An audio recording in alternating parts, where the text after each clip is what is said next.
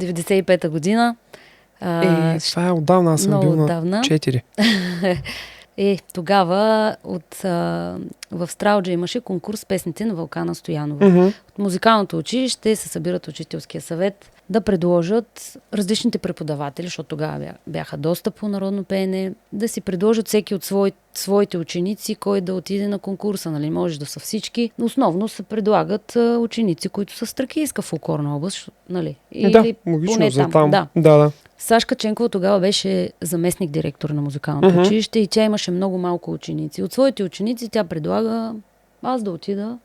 В 3-ти курс бях, 10-ти клас, защото пък в ония момент изучавам тракийска фолклорна област. Нали? Ние изучаваме всички фолклорни области през тези години.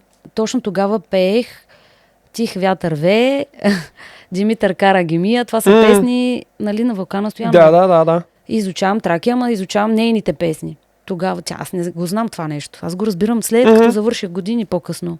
Просто когато вече бяхме не учител и ученичка, като майка с дъщеря. Различно ниво е било общуването вече, да.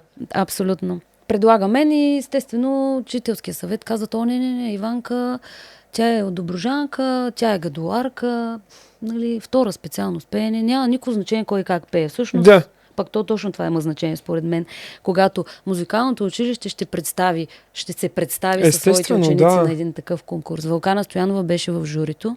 Аз съм била записана от читалището на Котел. Ама там като ме представят, да не мислиш, че съм чула.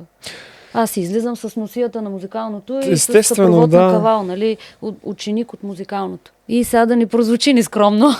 Обаче от всички ученици и въобще от всички, които се представят на тази година, въпросната 95-та на този конкурс, аз получавам приз. Даже пари. Даже и пари. Тогава.